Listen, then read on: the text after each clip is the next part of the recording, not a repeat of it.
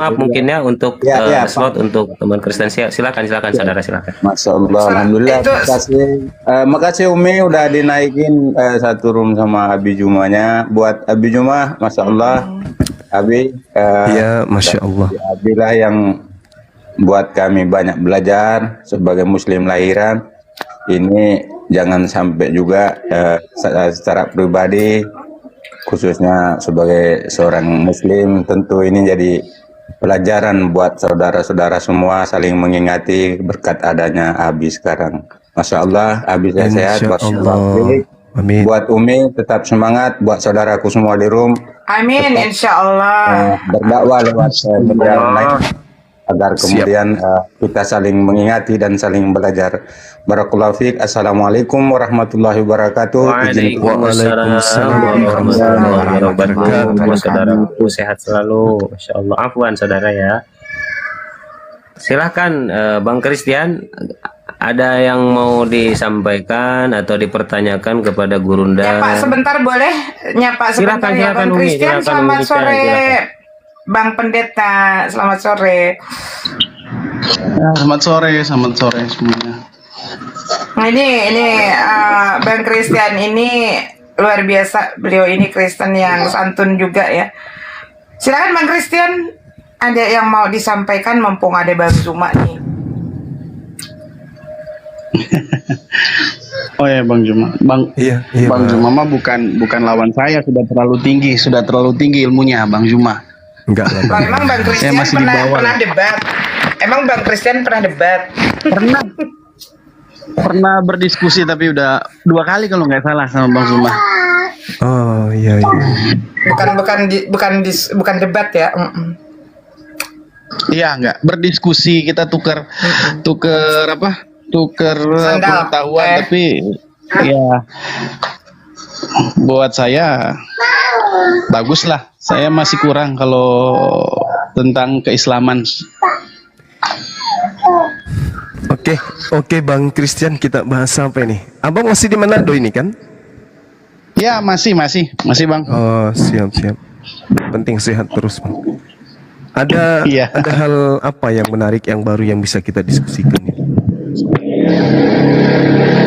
Apa ya Bang? Kalau saya sih agak nggak mau bahas tentang itu karena saya kan kurang tahu. Kurang tahu tentang Muslim. Kalau teman-teman Kristen, ya gimana? Kita gugurkan aja apa yang tertuang di dalam Al-Quranul Karim tentang penyaliban. Gimana? Di mana? Al-Quran? Siap. Ya saya siap mendengarkan Bang Zuma kalau mau bahas. Tapi saya kurang tahu kalau soal Al-Quran. Ya nanti kita arahkan apa yang diuraikan oleh Al-Quran ini nanti tertuju kemudian kepada Bible. Karena biar bagaimanapun Bible itu adalah catatan-catatan orang terdahulu terkait dengan peristiwa-peristiwa yang pernah terjadi di tengah-tengah Bani Israel. Seperti itu Bang. Oke, ya? Bisa saya coba mendengarkan. Ya. Baik. Jadi bismillahirrahmanirrahim. Assalamualaikum warahmatullahi wabarakatuh. Damai sejahtera untuk kita semua, sahabat-sahabat sekalian, rekan-rekan yang ada di sini. Sore hari ini saya dengan Pendeta Christian mencoba untuk memberikan edukasi 2 pandangan dari satu oknum dengan cerita yang berbeda.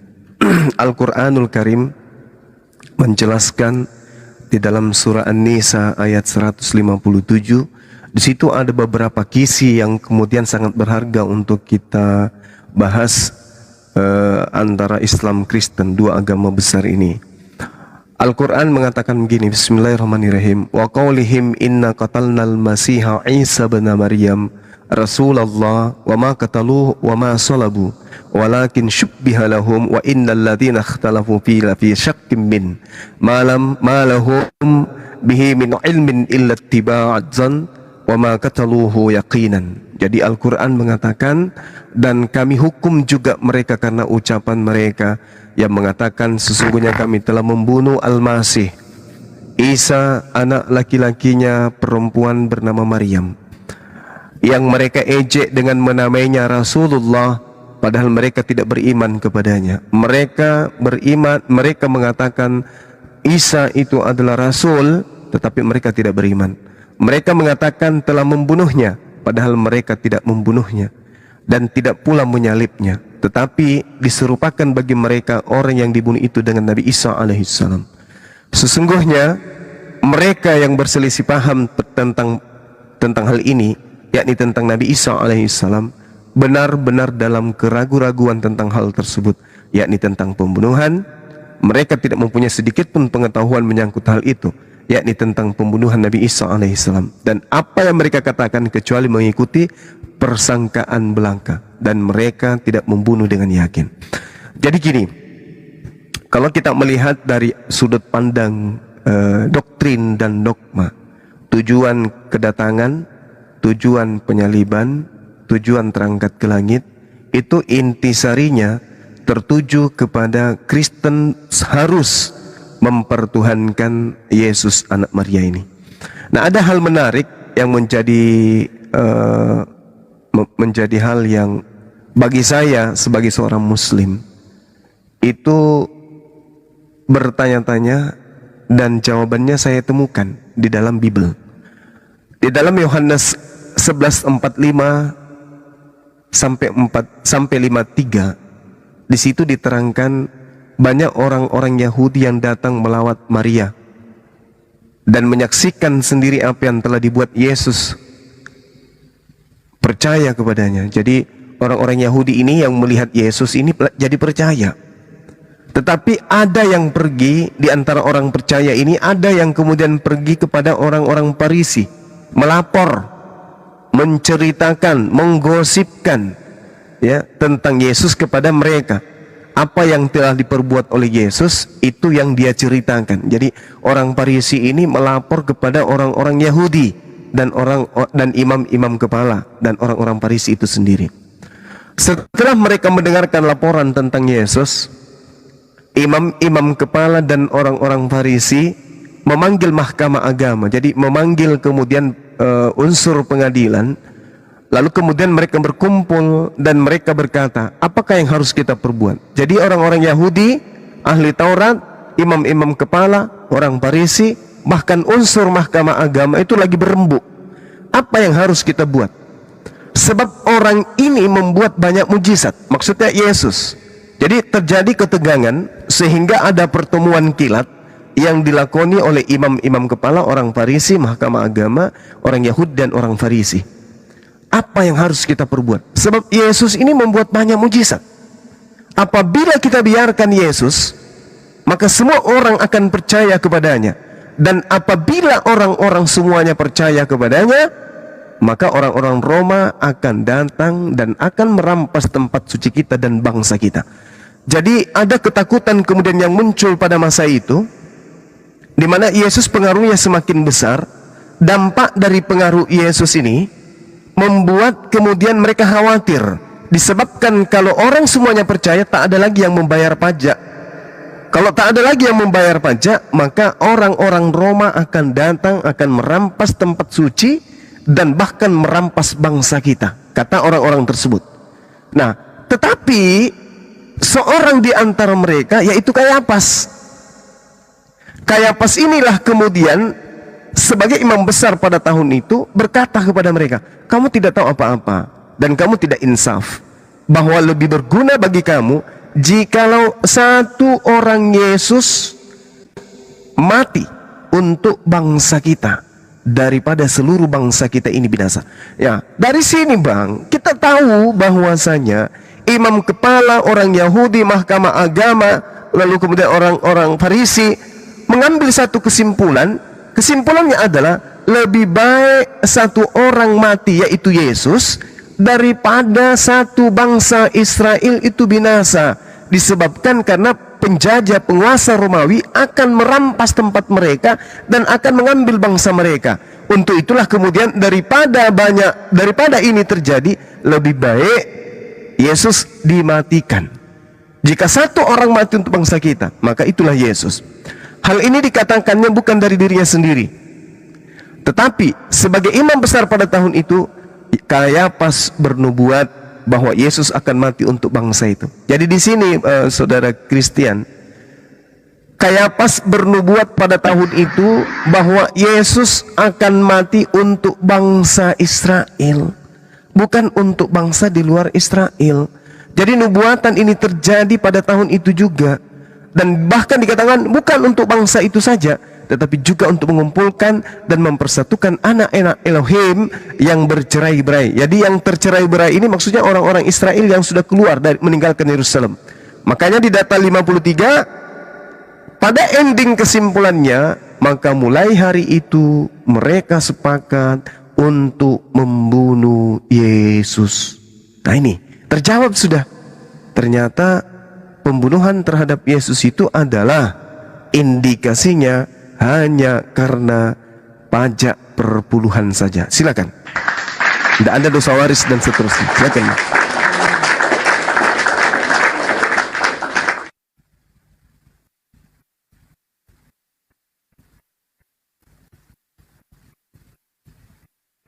Telinga saya tersumbat atau gimana ini? Silakan Bang Christian. Kirain. Ya, maka jadi Yesus Silakan, mati silakan. hanya karena perpuluhan ya. Maksudnya seperti itu Bang Suma. Terkait dengan Yohanes 11, Bang. Oh, Iya. kalau saya pelajari sih Yesus mati bukan karena perpuluhan, tetapi karena orang Yahudi itu benci sama Yesus karena takut Yesus berkuasa atas mereka, bukan karena perpuluhan. Gitu. Itu yang saya intinya yang saya pelajari, orang Yahudi takut sama Yesus karena apa? Nanti banyak yang ikut Yesus dan nanti Yesus yang berkuasa. Jadi agama Yahudinya tidak laku lagi. Itu. Bukan karena perpuluhan, karena Yesus nggak pernah singgung soal itu. Kalaupun dia pernah singgung soal itu tapi tidak menekankan soal itu. Kira-kira itu sih Bang Juma. Iya. Jadi kalau kita melihat Bung dari alur cerita yang saya bacakan ini, yang pertama gini. Kita lihat di dalam Lukas 23 nomor 2. Di situ mereka mulai menuduh Yesus. Mereka berkata, kami dapati orang ini menyesatkan rakyat. Yesus menghasut orang supaya jangan membayar pajak kepada kaisar. Sebab katanya dia adalah Kristus, seorang raja. Matius 7:29, sebab Yesus mengajar mereka sebagai orang yang berkuasa, tidak seperti ahli-ahli Taurat yang lain. Yohanes 19 nomor 19, dan Pilatus menyuruh memasang juga tulisan di atas kayu salib itu, bunyinya Yesus orang Nazaret, raja orang Yahudi. Nah, kalau kita melihat di dalam Matius 27 nomor 18, Pilatus memang mengetahui bahwa mereka telah menyerahkan Yesus karena dengki. Siapa yang dengki? Ahli Taurat, orang Farisi, orang Yahudi, imam-imam kepala mahkamah agama dan seterusnya. Jadi para penggawa-penggawa Taurat, para penggawa-penggawa perjanjian lama ini bersepakat membunuh Yesus dikarenakan dengki, bukan dikarenakan adanya dosa waris, ada penebusan dosa dan seterusnya, bukan. Matius 26 nomor 59, imam-imam kepala malah seluruh mahkamah agama mencari kesaksian palsu terhadap Yesus supaya Yesus dapat dihukum mati. Kalau yang diimani saudara kita Kristen hari ini, Yesus mati karena ada nubuatan di Yesaya, di hukum Taurat dan seterusnya. Kalau itu ada, maka imam-imam kepala mahkamah agama, orang Farisi yang ahli Taurat, mereka tidak akan melakukan kesaksian-kesaksian palsu. Bahkan Kayapas tidak akan bernubuat. Tetapi karena memang nggak ada nubuatan itu, penyaliban itu nggak ada, maka kemudian solusi yang mereka ambil, yang mereka sepakati adalah melakukan kesaksian-kesaksian palsu untuk melakukan kemudian gerakan pembunuhan terhadap Yesus. Matius 26:59. Imam-imam kepala, coba. Imam-imam kepala ini maksudnya apa? Para rabi-rabi Yahudi, penggawa-penggawa ahli Taurat mereka ini. Bahkan seluruh mahkamah agama, coba. Bahkan seluruh mahkamah agama, berarti mereka yang kemudian memiliki wewenang duduk di atas kursi Musa, mengambil satu upaya kesaksian palsu terhadap Yesus supaya Yesus dihukum mati. Coba. Jadi ketahuan kan? Oh, mereka melakukan kesaksian palsu. Kalau ada nubuatan, tak perlu ada kesaksian. Mereka hanya mengatakan Yesus, ya, nubuatan sudah harus digenapi. Oh gitu, yes, semua yang tertulis tentang kamu harus. Gimana, kapan harinya kita eksekusi ente? Ini tidak ada. Malah mereka berupaya untuk melakukan kesaksian. Di dalam Yohanes 11 nomor 53, mulai hari itu mereka, orang Yahudi, orang Farisi, imam kepala, mahkamah agama, bersepakat untuk membunuh Yesus. Bayangkan. Apa yang menyebabkan mereka bersepakat membunuh Yesus? Oh, dosa waris? Tak ada. Tak ada. Penebusan dosa? Tak ada juga. Untuk menjadi Tuhan? Nggak ada juga. Lalu apa? Jelas tertulis di sana, lebih baik Yesus seorang diri mati daripada orang Roma datang merampas tempat suci kita serta merampas bangsa kita. Itu bang, ini Al-Quran yang saya uraikan tadi berdasarkan apa yang tertera dalam Al-Quran. Ini saya belum jauh, kita masih di akarnya dulu. Al-Quran mengatakan tidak ada penyaliban. Ada terhadap Nabiullah, ada penyaliban, tetapi orang yang menggantikan. Kenapa? Karena ternyata penyaliban itu diasaskan terhadap data-data palsu yang disepakati untuk melakukan tindasan kriminalisasi terhadap Yesus, tindakan kekerasan terhadap Yesus, bahkan sampai kepada tindakan pembunuhan. Dan ini Tuhan tentu tidak inginkan. Kenapa? Tuhan mengatakan bahwa jangan kau mengganggu Mesiasku, jangan kau mengganggu orang yang kuurapi. Bahkan Tuhan mengatakan jangan kau membunuh orang yang tidak bersalah, jangan kau membunuh orang yang benar. Itu Tuhan katakan, Keluaran 23 nomor 7. Berarti Yesus dalam hal ini, meskipun berjuta-juta manusia sepakat untuk membunuhnya, Yesus yang benar, yang kami imani sebagai Nabi Isa, itu akan diselamatkan oleh Allah, dan yang menggantikan adalah Yesusnya teman-teman Kristen. Saya kira begitu. Silakan saudara, mungkin sebagai orang yang pernah belajar ya di sekolah teologi, mungkin ada yang bisa saudara sanggah dari pernyataan saya. Silakan. Izin saudaraku, Bang Christian sebentar. Ini Oke, saya ini dulu, Bang Handi monitor, Bang Handi. Saudaraku, Bang Handi monitor. Iya, ya. Siap. Saudaraku, izin ya, saya sholat asar dulu. Mohon dimoderatorin sama Kang Handi ya. Afwan. Iya, ya. Siap. Coba Siap. belajar.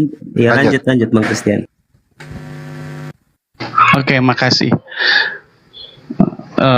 Menanggapi merespon perkataannya Bang Zuma, sebenarnya itu memang orang Yahudi, dia mau bunuh Yesus itu karena dengki, betul, tapi bukan karena perpuluhan ya, karena dengki, karena mereka cemburu dengan keistimewaan atau kelebihan Yesus.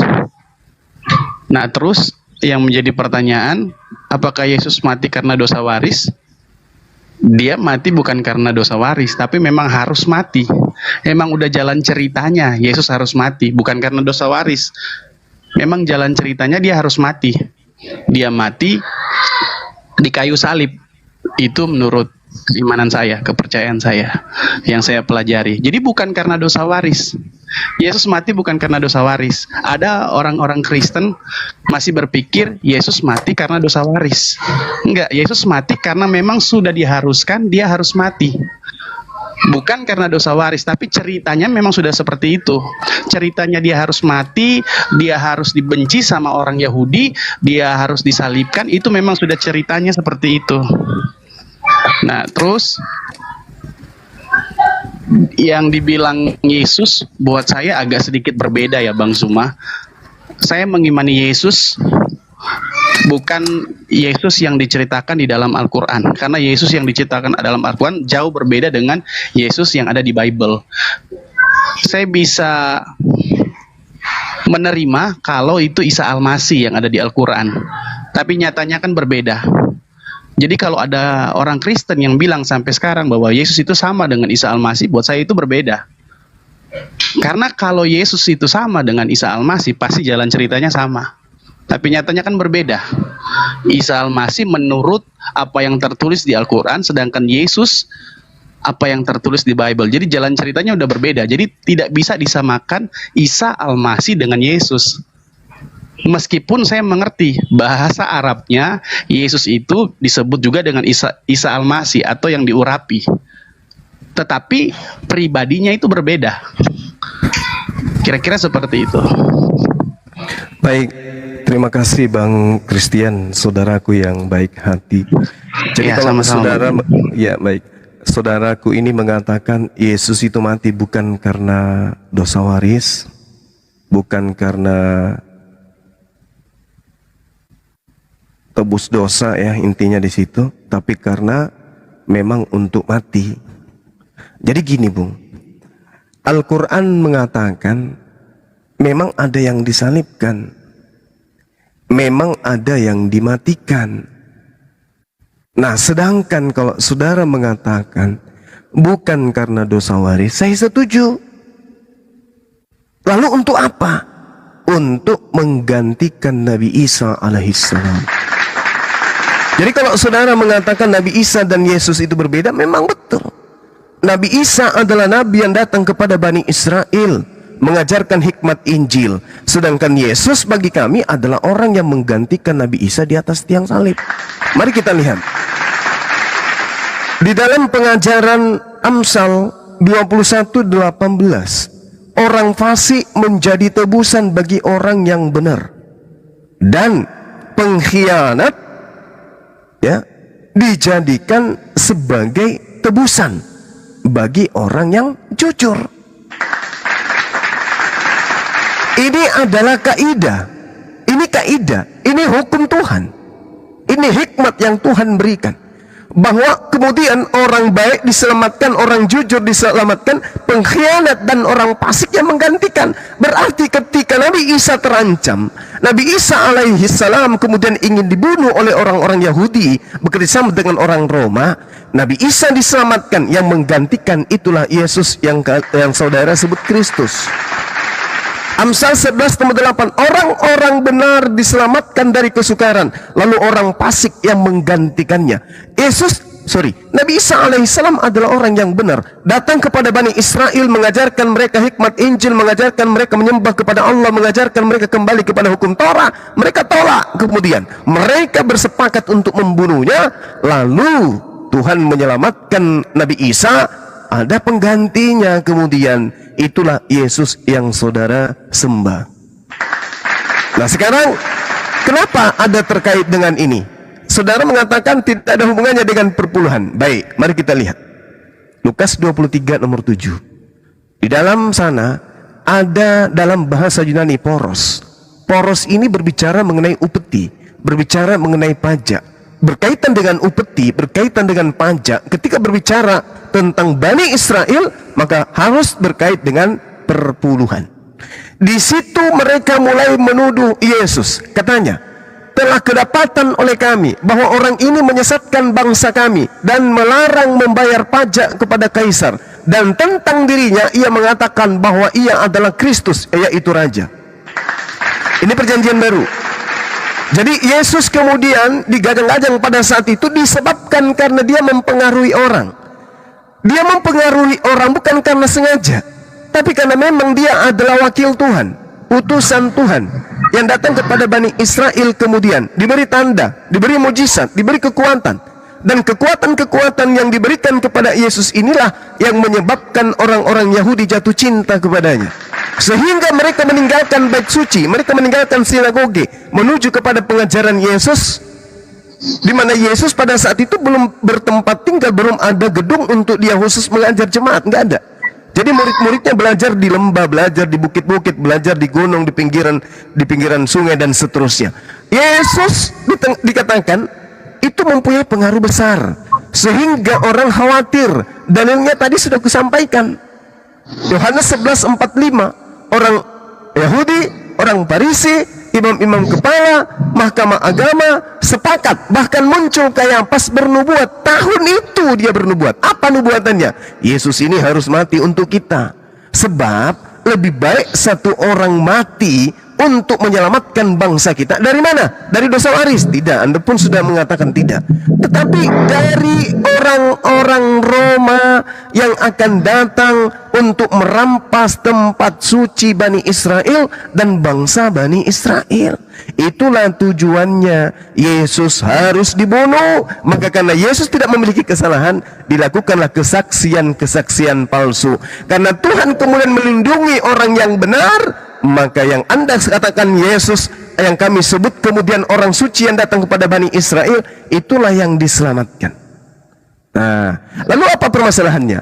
Di dalam pengajaran kitab saudara banyak yang bernama Yesus. Yesus itu adalah nama orang Yunani. Sedangkan orang Ibrani sudah pasti namanya Yosua. Ketika berbicara mengenai Yosua, dalam bahasa Aramaik disebut Iso. Dalam tataran bahasa Arab menjadi Isa. Ibrani, Aram, Arab, satu bahasa serumpun, tiga bahasa serumpun. Jadi Ibraninya Yosua, Aramnya Iso, Arabnya Isa. Yesus Yunani. Nah, yang Yesus Yunani inilah yang dijual kepada Yunani. Berarti ketika berbicara mengenai sosok yang ada disebut Yesus sebagai nabi yang datang kepada Bani Israel, itulah Iso, itulah Yosua, itulah Isa alaihissalam yang diselamatkan. Dan yang disembah adalah yang menggantikan Nabi Isa, Yesua, dan Isa alaihissalam. Silakan, Bang. Ya, terima kasih Bang Suma. Tapi setelah saya menjelaskan ini, Bang Suma, sebentar saya mau ada doa sebentar ya. Tapi saya merespon Boleh. dulu ini. Ya, nanti lanjut lagi bisa. Silakan. Merespon perkataan Bang Suma yang soal Yesus itu disalibkan salah satunya karena perpuluhan. Sebenarnya keadaan situasinya tuh berbeda. Keadaan dulu yang saya pelajari, bangsa Yahudi harus bayar pajak kepada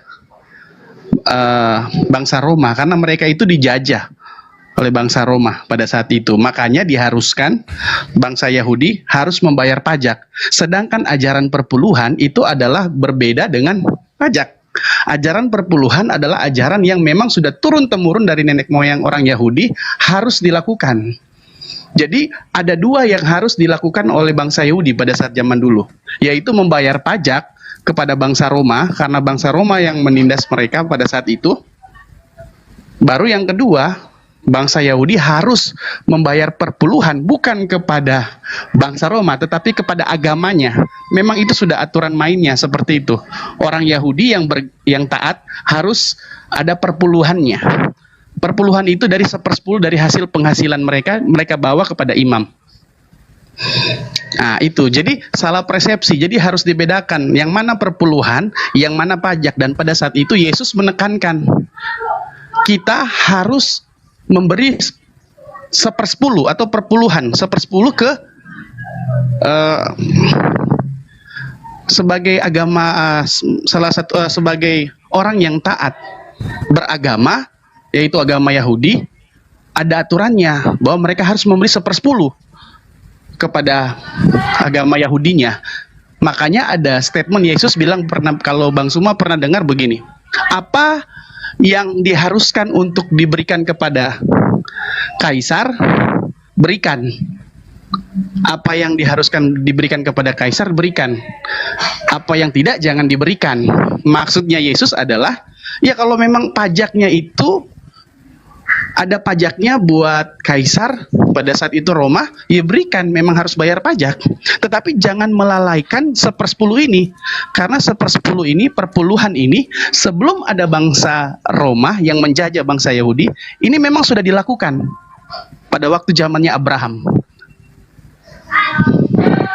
Itu. Jadi Yesus mati bukan karena perpuluhan, tapi memang karena ada bangsa Yahudi, para imam-imamnya dengki kepada Yesus, cemburu kepada Yesus karena Yesus punya keistimewaan mengadakan mujizat dan lain daripada yang lain.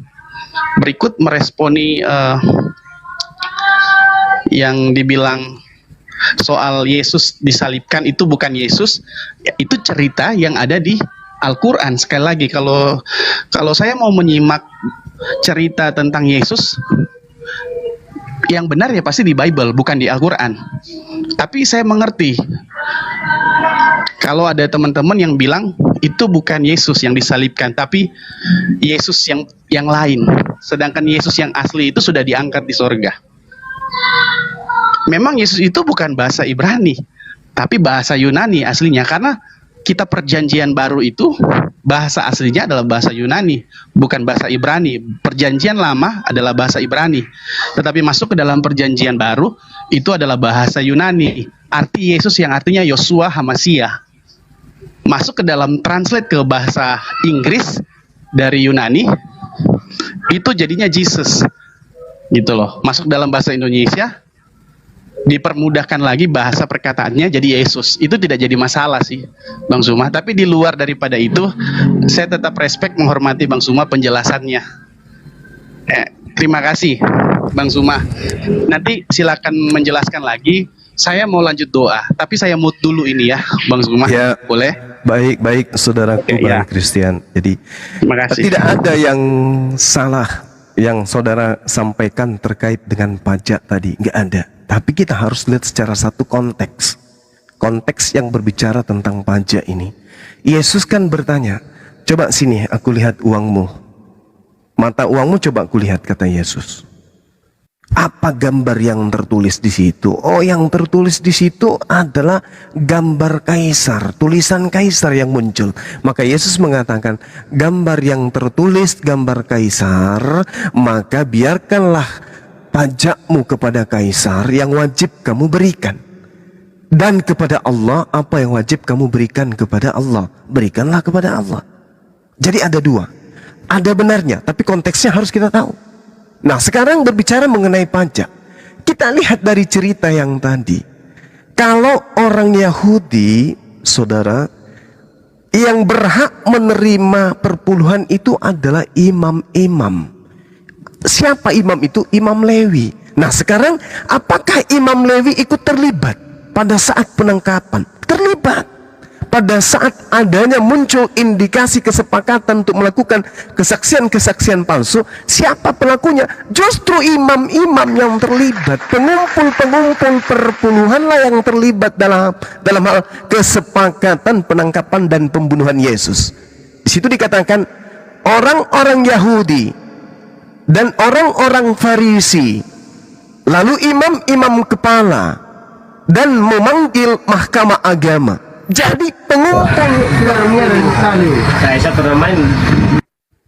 pengumpul perpuluhan lagi rapat darurat untuk melakukan penangkapan terhadap Yesus, disebabkan oleh karena jemaatnya sudah berkurang dan lebih percaya kepada Yesus. Akibatnya perpuluhan berkurang. Akibatnya jika perpuluhan berkurang, maka pajak untuk Roma juga berkurang. Jelas itu. Jadi tidak ada hal, bukan terpisah antara perpuluhan dan pajak pada saat Bani Israel dibawa kekangan daripada Romawi. Romawi minta pajak, pajaknya diberikan dari unsur perpuluhan tadi.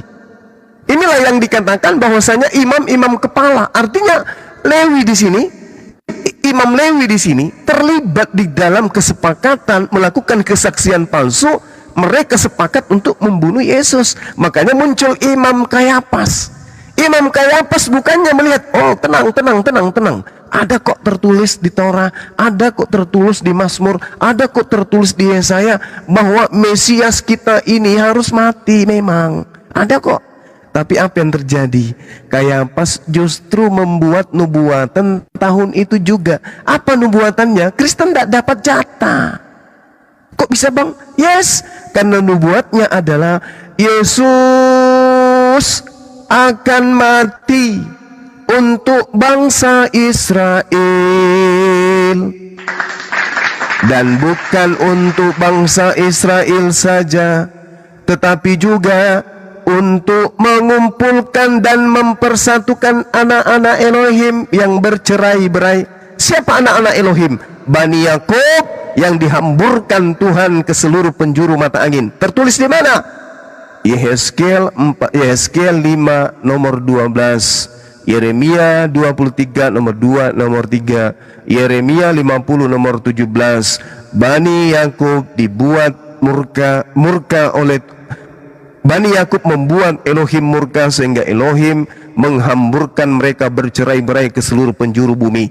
Kematian Yesus adalah untuk mengumpulkan dan mempersatukan Bani Israel yang berhambur kemana-mana, dan juga untuk membebaskan Bani Israel dari penindasan Romawi. Itulah tujuan Yesus dibunuh. Itulah tujuan kemudian Yesus disepakati dengan siasat-siasat buruk, ya, rencana-rencana buruk dengan kesaksian-kesaksian palsu. Utusan Tuhan hendak dicelakai, tetapi Tuhan tidak menginginkan itu. Makanya saya katakan ada kaitannya cerita Yohanes 11:45 dengan Al-Quranul Karim. Kalau Anda menolaknya silakan aja, tetapi apa yang tertulis di kitab saudaraku ini tidak bisa diganggu gugat. Demikian. Oke teman-teman, mungkin ada saudara kita Bang Christian lagi ibadah. Mungkin ada yang Christian lainnya bisa melanjutkan untuk sementara sebelum beliau kembali online bersama dengan kita di sini. Silakan.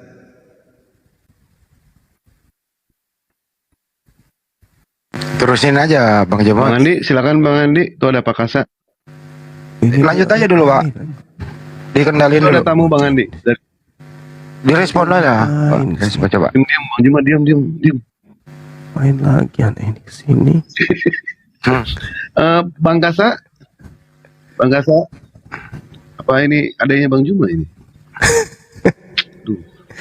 Nah, Anak itu durhaka. bahaya ini, gimana ini?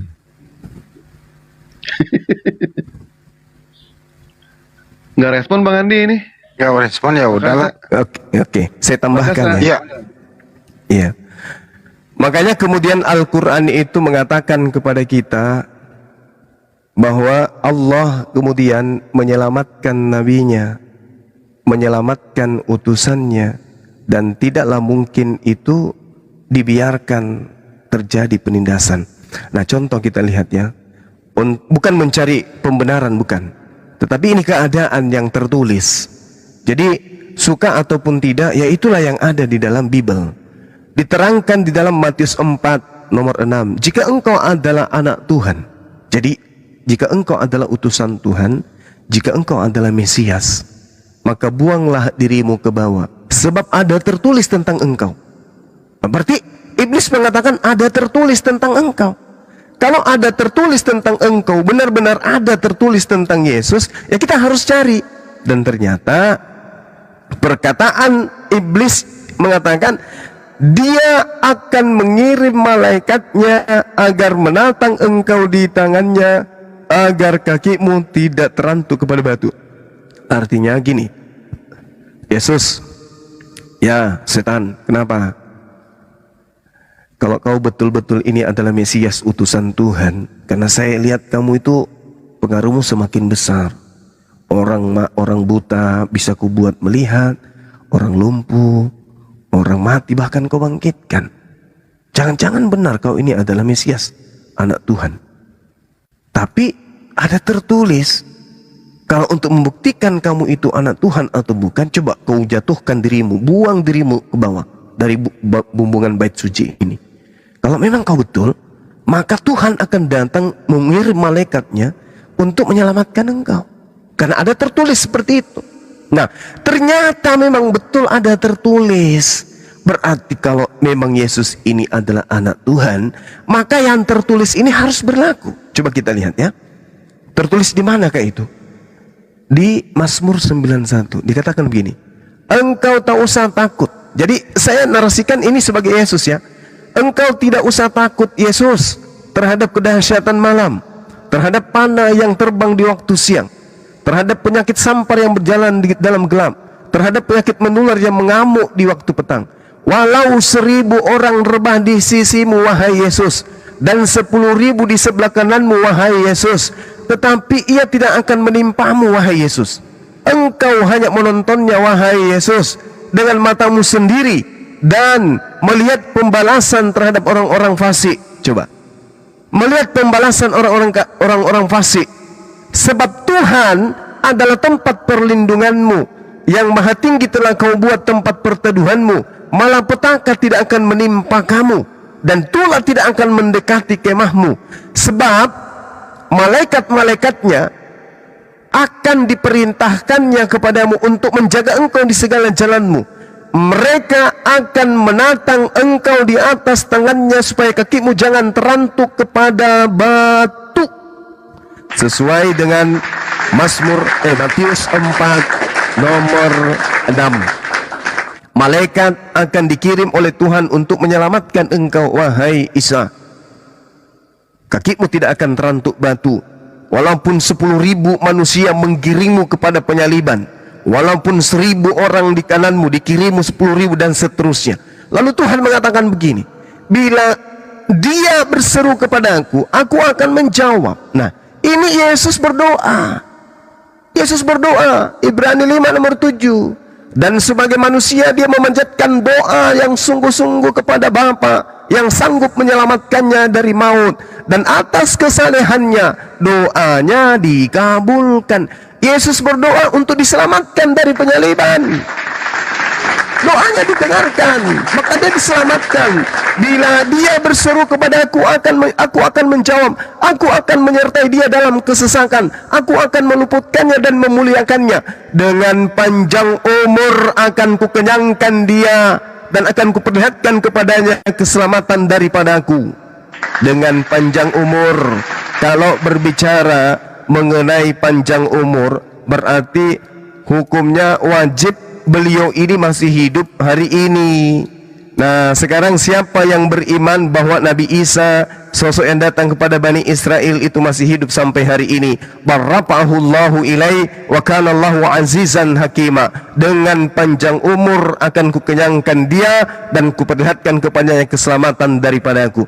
Berarti yang diceritakan Mazmur 91 ini adalah Nabi Isa alaihissalam, dan yang disalib itu adalah Yesus Kristus, milik orang Roma dan Yunani.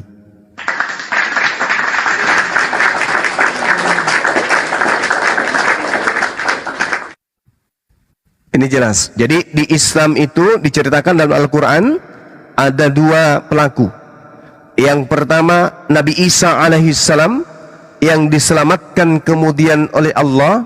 Yang kedua adalah pengganti Nabi Isa alaihissalam yang mati disalib menggantikan Nabi Isa. Ada dua oknum. Bagaimana dengan Bible? Di Bible juga ada dua oknum. Ada Yesus, Yesua, yang kemudian datang sebagai Nabi dan Rasul di tengah-tengah Bani Israel. Ada juga Yesus, murni Yesus Barabas, putra Bapa, yang menggantikan Yesus di atas tiang salib, yang kemudian dijual ke Romawi dan Yunani menjadi Tuhan. Jadi di Al-Quran bercerita dua oknum, di Bible juga bercerita dua oknum. Ada Yesus yang diselamatkan, ada Yesus yang disalibkan. Nabi Isa alaihissalam, ada Nabi Isa yang diselamatkan, ada pula Nabi Isa yang disalibkan, alias orang yang diserupakan Nabi Isa yang disalibkan. Masing-masing dua oknum. Di Kristen, di Bible ada yang diselamatkan dan ada juga yang dimatikan. Di mana dia diselamatkan? Kita lihat. Di Markus 14 nomor 50, di situ jelas sekali sudah ada yang bernama Yesus tertangkap. Di Markus 14 diceritakan di data nomor 50, murid-murid Yesus itu lari meninggalkan Yesus. Lari. Lalu murid semuanya meninggalkan Yesus, lari meninggalkan Yesus. Lalu di data nomor 51 ada seorang muda yang pada waktu itu hanya menggunakan sehelai kain lenan untuk menutupi badannya, mengikuti orang yang bernama Yesus yang sudah ditangkap. Mereka hendak menangkapnya, tetapi kemudian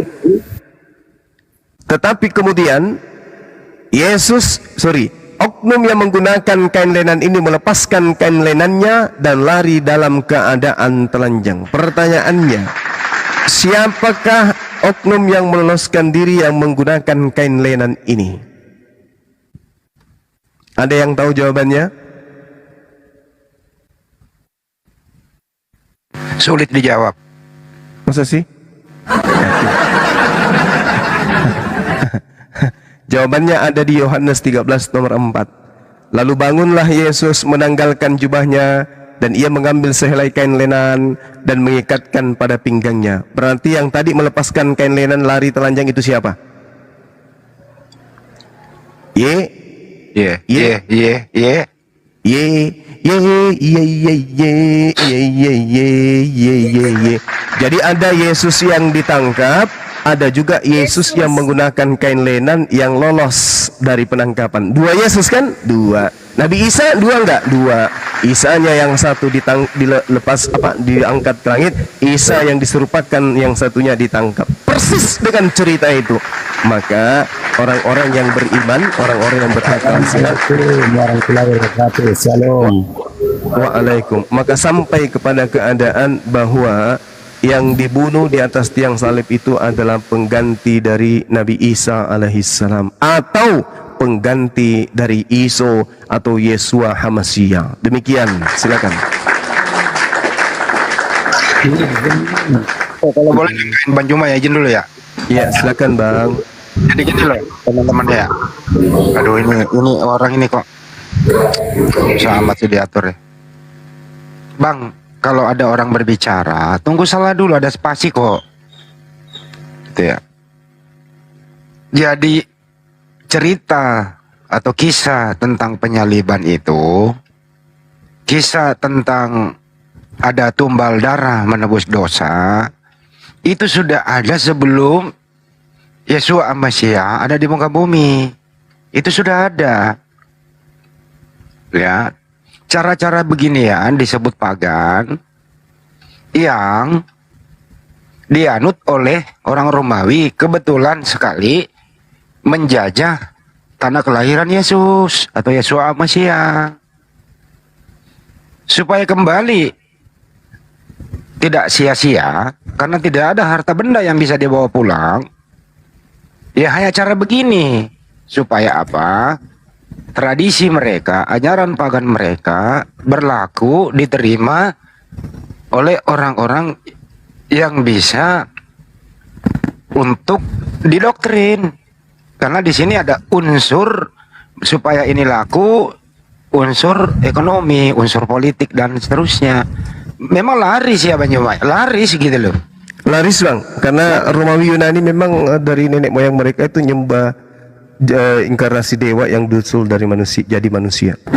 Ya, dijadikanlah Yesus sebagai tokoh ya Banyuwangi supaya laris. Yes. Nah, itu maksudnya, Bro.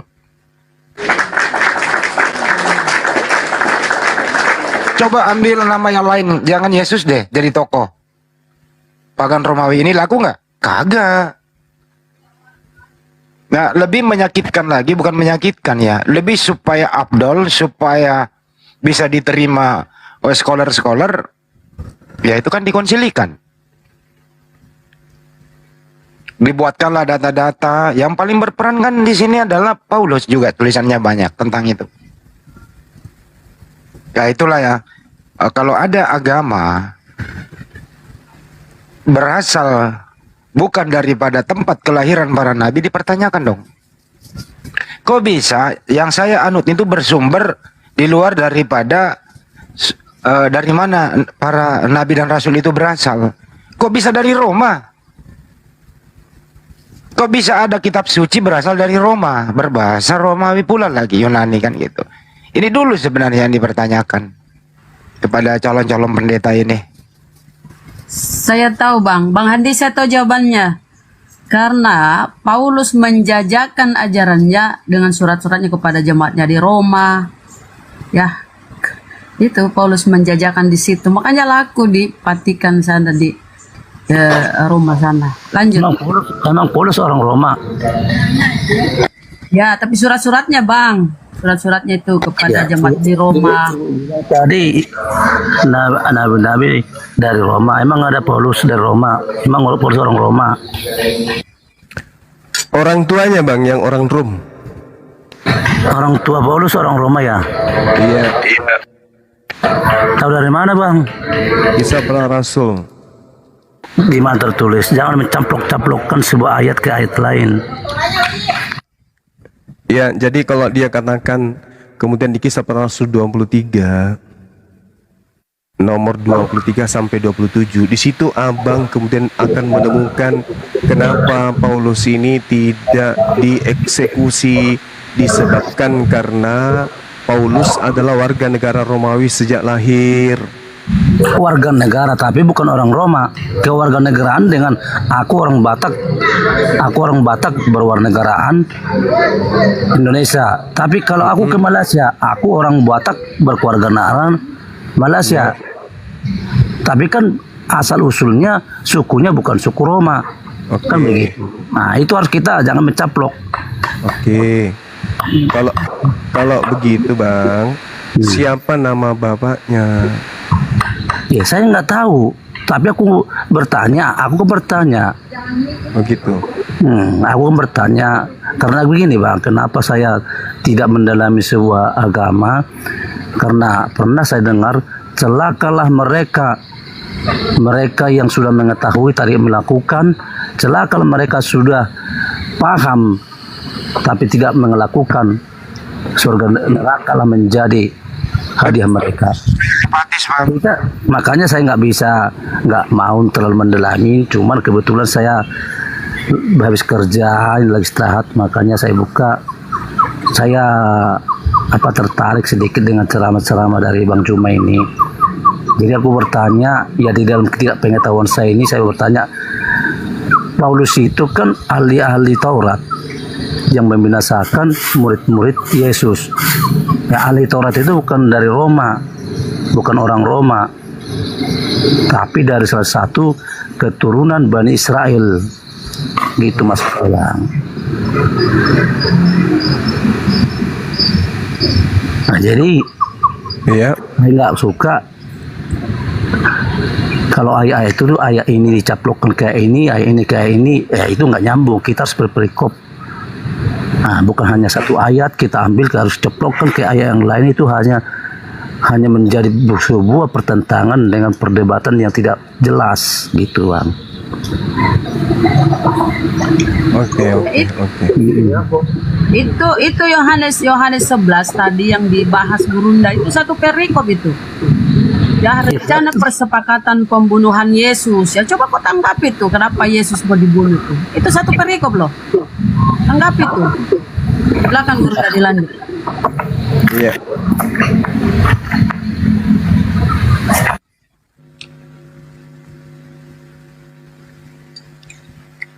Cik. Silakan Bang Juma. Itu Paulus siapa sih sebenarnya nih orang? Gitu lah. Tidak diketahui, Bang. Hanya saja yang saya katakan tadi bahwa di Kisah Para Rasul 22 Paulus itu memiliki ponaan, begitu juga di Kisah Para Rasul 23. Kalau nggak diketahui, jangan dibicarakan dengan kata bahwa dia orang Roma. Nah, Bang, Mani kalau tidak diketahui jangan dimani, Pak. Bang Jangan gini loh dipercaya. Bang tadi abang udah ngomong panjang. Biarkan gantian Bang. Tadi Anda bicara nggak dipotong loh. Biar Bang Juma kelar dulu. Abang mute dulu. Oke? Itu cara diskusi yang baik. Saya mute ya Bang. Nanti siapkan data abang. Oke? saya nggak pakai data Bang, istilahnya kan aku Nggak bicara pakai data. Diam dulu. Dengarin dulu penjelasannya siapa Paulus. Silakan Bang Juma. Iya. Bang Robert, begini sebelum ke Gurunda, Bang Robert kalau selesai berbicara langsung di mute karena Anda agak noise soalnya ya. Nanti kalau Gurunda sudah beres ngomong baru Anda buka mute dan berbicara ya. Lanjut. Oke, Gurunda. lanjut. Oke, Bang. Jadi coba kita lihat di dalam Kisah Para Rasul ya, Kisah Para Rasul 22 ya, nomor 24. Situ pemerintah yang membawa Paulus ke markas menyuruh memeriksa dan menyerahkan dia supaya tidak diketahui apa sebabnya orang banyak itu berteriak demikian rupa terhadap Paulus. Lalu kemudian Paulus ditelentangkan untuk disesah. Lalu ada petugas yang berteriak pada saat itu, jabatannya sebagai perwira, bolehkah kamu menyesal seorang warga negara Rom, apalagi tanpa diadili? Nah, sedangkan kemudian kalau dikatakan bahwa dia hanya sekedar bernegara Roma, Lalu apa dasar pijakannya? Sedangkan dia itu adalah murid Gamaliel. Bisa nggak dijelaskan itu? Kan saya sudah jelaskan, Bang. Pada saat itu yang menguasain sekitar dari Nil sampai Sungai Efrat atau Israel dan termasuk juga negara Arab adalah yang menguasai orang Roma. Dia mendaftarkan diri sebagai warga negara Roma, tapi bukan suku dari Roma. Tapi kelahirannya gimana? Kelahirannya itu sesuai dengan data dia itu adalah ahli Taurat. Lah nggak bisa. Karena Nggak dia bisa, Pak. nggak bisa, Apakah orang Roma menjadi seorang ahli Taurat? Saudaraku, Paulus itu kemudian tidak dieksekusi pada masa di Kisah Para Rasul 22. Benar, karena dia sudah menetapkan diri sebagai warga negara Roma. Tidak, dia menyatakan tentang kelahiran. Dia diperanakkan genau dalam bahasa Yunani. Genau itu berbicara mengenai kelahiran, mengenai silsilah. Dia dilahirkan berdasarkan kebangsaan Rom. Kisah Para Rasul 22 nomor 28 gitu loh. Jadi Paulus ini orang Rom. Rom itu Roma. Aku mempunyai hak itu karena kelahiranku. Aku berhak menyandang warga negara Roma karena atas kelahiranku. Berarti aku diperanakkan berdasarkan kelahiran Rom. Ini data, Bung. Kenapa silsilahnya Paulus itu kemudian tidak tertorehkan? Menuliskan 14 buku. Di mana kalau dia itu orang Roma? Kisah Para Rasul 22 nomor 28. Dia warga negara Roma, bukan Tidak dikatakan Roma. warga negara. Dia dikatakan kewarganegaraannya itu Warga dibeli negaraan, dengan harga yang benar. mahal. Coba. Warga negaraan. Saudaraku, dia dituduh oleh kepala pasukan. Kepala pasukan Romawi menuduh Paulus, kewarganegaraanmu itu kamu beli dengan harga mahal. Apa kata Paulus? Tetapi aku mempunyai hak itu karena kelahiranku, genau. Aku menjadi warga negara Roma karena kelahiranku memang sebagai orang Rom. Makanya kenapa di Bible tidak diceritakan silsilah Paulus? Karena kemungkinan besar dia adalah anak dari Adrianus bin Saturnus bin Neptunus dan seterusnya sampai Merkurius, Marquanus dan seterusnya sampai kepada Paulus. Itu makanya tidak ada silsilahnya. Kemungkinan besar karena nus. Lalu dia mengaku sebagai keturunan Benyamin. Ini fakta. Itu kata dari bahasa Roma. Iya, saudara. Kisah Para Rasul 22 nomor 28. Dia mengaku kelahirannya sebagai kelahiran Rom. Berat kayaknya ya. Kelahiran, dia memiliki hak menerima hak kewarganegaraan Roma disebabkan karena unsur kelahirannya. Itu datanya genau dalam bahasa Yunani. Yesus kewarganegaraan Rom. Yesus juga itu warga negara Rom. Yesus tidak lahir di Rom. Yesus lahirnya di mana dia? Bethlehem. Oke, sementara Paulus mengaku, aku punya hak untuk memiliki kewarganegaraan sebagai orang Roma. Tapi kepala pasukan itu mengatakan, kewarganegaraan itu ku beli dengan harga yang mahal. Jawab Paulus, tetapi aku mempunyai hak itu karena kelahiranku. Kelahiran sebagai apa? Orang Rom. Di mana tertulis? Baca Kisah Para Rasul 2. Endingnya di data nomor 28. Katakan, benarkah engkau warga negara Rom? Jawab Paulus, benar. Lalu kepala pasukan itu berkata, oke, benar katamu, tetapi kewarganegaraanmu itu kau beli dengan harga yang mahal. Paulus mengatakan, tetapi aku mempunyai hak itu karena kelahiranku. Nah, kita mau lari kemana kalau sudah kayak gitu? Lari kabur.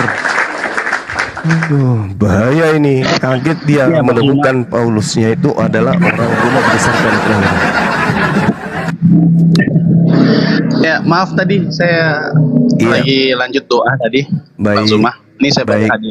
Silakan, Bung. Kembali ke tema kita ya. terkait dengan Iya. penyaliban. Silakan. Ya, terima kasih Bang Suma.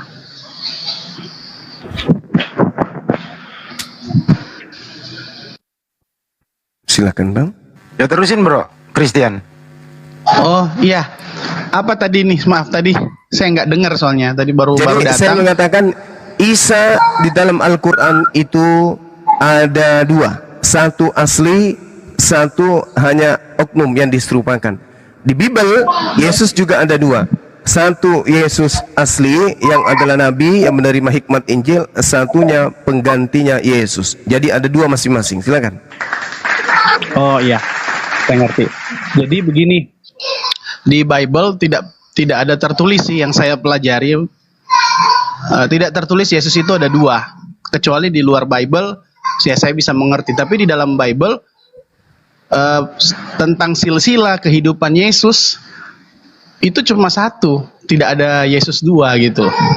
Jadi coba mau merujuk itu, saya mau tanya ke Bang Juma, bisa kasih contoh nggak Bang Juma? Oke. Ada rujukannya nggak kalau dibilang di Bible itu Yesus itu ada dua? Karena setahu saya Yesus itu cuma satu, yang Bible tulis cuma satu Yesus, tidak ada dua.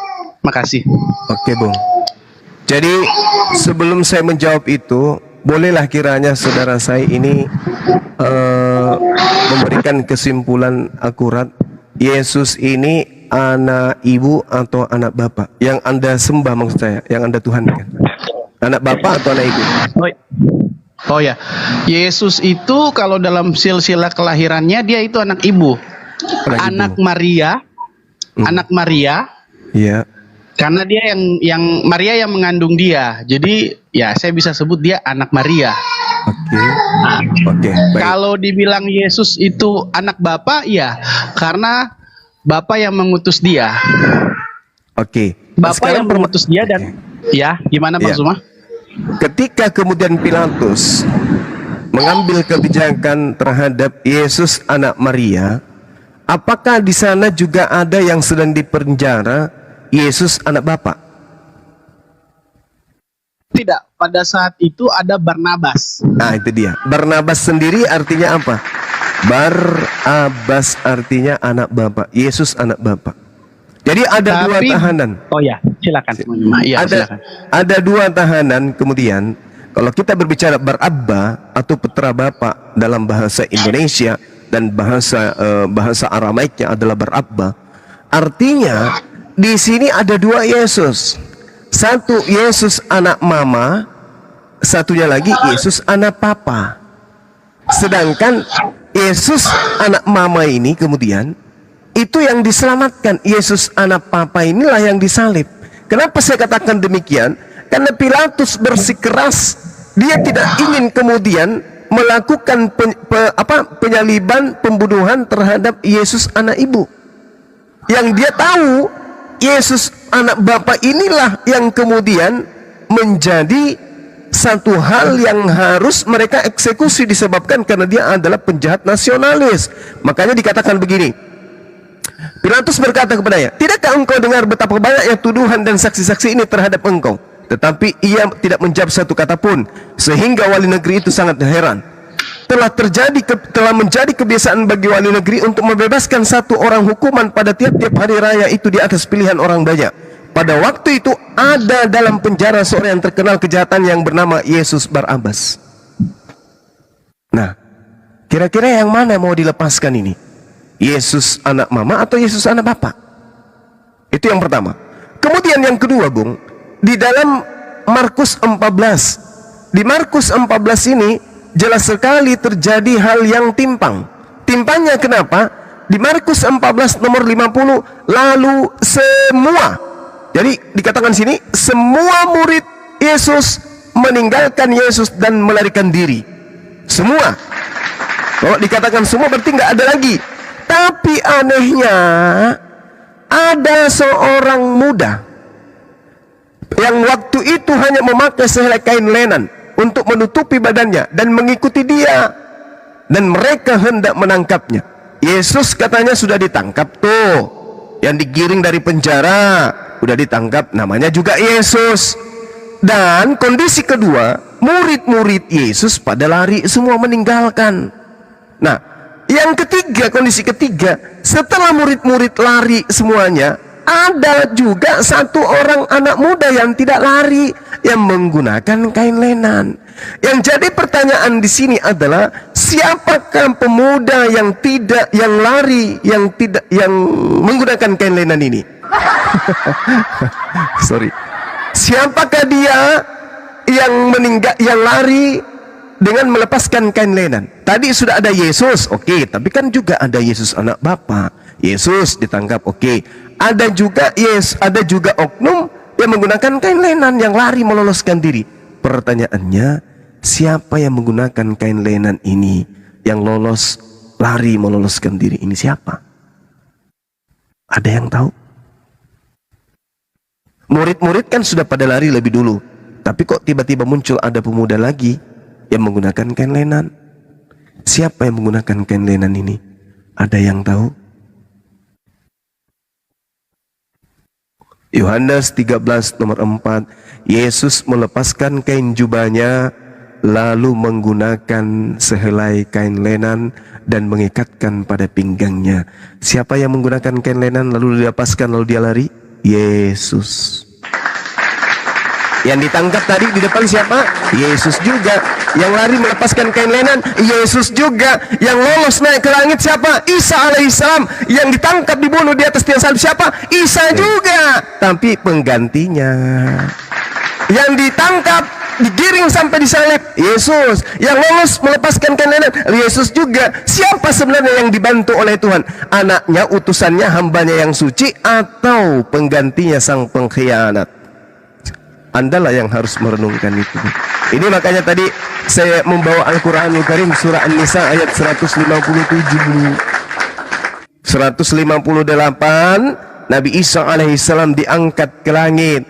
Nah, Yesus di dalam kitab saudara, di kitabnya orang Yahudi yang saudara Kristen juga gunakan, Mazmur 91, engkau tidak usah takut terhadap kedahsyatan malam, terhadap panah yang terbang di waktu siang, terhadap penyakit sampah yang berjalan di gelap malam, terhadap penyakit menular yang mengamuk di waktu petang. Walau 1000 orang rebah di sisimu dan 10.000 di sebelah kananmu, tetapi itu tidak akan menimpahmu. Engkau hanya menontonnya dengan matamu sendiri. Coba, Nabi Isa alaihissalam diangkat ke langit. Ada orang berbondong-bondong kemudian menggiring penyaliban sampai puluhan ribu orang. Tapi Nabi Isa cuma menonton dengan matanya sendiri dan melihat pembalasan terhadap orang-orang fasik. Yang fasik ini adalah yang menggantikan dirinya. Amsal 21 nomor 8, orang fasik dipakai sebagai tebusan bagi orang yang benar. Sebab Tuhan ialah tempat perlindunganmu, yang maha tinggi telah kau buat sebagai tempat perteduhanmu. Malapetaka tidak akan menimpa kamu, dan tulah tidak akan mendekat kepada kemahmu. Sebab malaikat-malaikat Tuhan akan diperintahkan oleh Tuhan kepadamu untuk menjaga engkau di segala jalanmu. Mereka akan menatang engkau di atas tangannya supaya kakimu jangan terantuk kepada batu. Lalu Tuhan mengatakan, dengan panjang umur akan kukenyangkan dia. Artinya dia diselamatkan nih, dan akan kuperlihatkan kepadanya keselamatan daripadaku. Sedangkan di Matius 4 nomor 6 dikatakan, wahai Yesus, apa iblis, jika engkau adalah anak Tuhan, kenapa kau buanglah dirimu dari bumbungan bait suci ini sampai ke bawah? Untuk apa? Karena ada tertulis, apa itu? Jika engkau adalah Mesias, jika engkau adalah utusan Tuhan, kenapa? Buanglah dirimu ke bawah. Oh, kok bisa? Sebab Tuhan yang maha tinggi, kenapa? Akan mengirim malaikatnya. Untuk apa? Menatang engkau di tangannya, supaya kakimu tidak terantuk kepada batu. Ternyata memang betul tertulis di dalam Mazmur 91, walau 1000, walau 10.000, engkau hanya menonton, dengan kepanjang umur akan kukenyangkan engkau. Itu tertulis di dalam Mazmur 91. Iblis mengatakan, wahai Yesus, jika engkau adalah anak Tuhan, dalam arti kata hamba Allah, dalam arti kata orang yang dekat kepada Allah, dalam arti kata orang yang saleh, dengan arti kata Al-Masih, Mesias, orang yang diurapi, maka buang dirimu ke bawah. Sebab ada tertulis. Ternyata tertulisnya di Mazmur 91. Nah, inilah yang saya katakan bahwa Yesus di Bible ada dua. Yesus yang diselamatkan ke langit karena Tuhan tidak mengizinkan kemudian dia kena penyakit panu apalagi dibunuh. dan Yesus yang menggantikan dirinya. Di Al-Quran juga demikian. Nabi Isa alaihissalam terangkat ke langit, dan ada juga yang disebut Nabi Isa yang disalib menggantikan Nabi Islam yang betul, yang asli. Makanya tadi saya katakan, siapa yang menggunakan kain lenan? Siapa anak muda yang menggunakan kain lenan? Siapa yang ditangkap? Yesus. Yang lari telanjang menggunakan kain lenan siapa? Yesus juga. Yang mana yang asli? Yang lolos atau yang ditangkap? Tuhan mengatakan, Keluaran 23 nomor 7, jangan kau membunuh orang yang tidak bersalah, jangan kau bunuh orang yang benar, sebab aku Tuhan tidak akan membenarkan orang yang bersalah. Berarti pengkhianatlah yang kemudian ditangkap dan diadili oleh tentara Romawi. Kedua, Amsal 6 nomor 16, 6 kekejian, 6 perkara yang dibenci oleh Tuhan, bahkan 7 kekejian di dalam hatinya. Di antaranya adalah penumpahan darah terhadap orang yang tidak bersalah. Berarti kalau Yesus yang benar ini, anak Maria ini yang ditangkap, disalib dan dibunuh, itu adalah kekejian bagi Tuhan. Itu adalah sesuatu yang dimurkai oleh Tuhan. Berarti pembunuhan terhadap Yesus, jika benar dia adalah Yesus anak Maria, maka itu bukan menghapuskan dosa, itu akan mendatangkan murka Tuhan. Tetapi jika yang dibunuh ini adalah pengganti Yesus, adalah orang yang fasik, maka benarlah Pak Pendeta, pembunuhan itu memang harus terjadi, tetapi bukan untuk penebusan dosa, bukan juga untuk memberikan kehidupan yang kekal, melainkan kematiannya Yesus di atas tiang salib semata-mata untuk menggantikan Yesus yang asli atau Nabi Isa alaihissalam. Dan setelahnya kemudian muncul orang-orang Farisi, muncul serigala-serigala menyamar domba yang mengambil kejadian itu, menjual ke Romawi dan Yunani sebagai cikal bakal penyembahan terhadap dewa Zeus yang menjelma menjadi Yesus. Demikian. Oke, makasih Bang Suma. Tapi merujuk tadi dalam Markus 15, sebelum juga dalam kitab Markus kan yang dimaksud anak bapa itu adalah Yesus. Jadi kalau ditarik dengan Barabas, tentulah sangat ngaco gitu perbedaannya, karena dalam Markus 15 tidak ada disebut Yesus yang lain.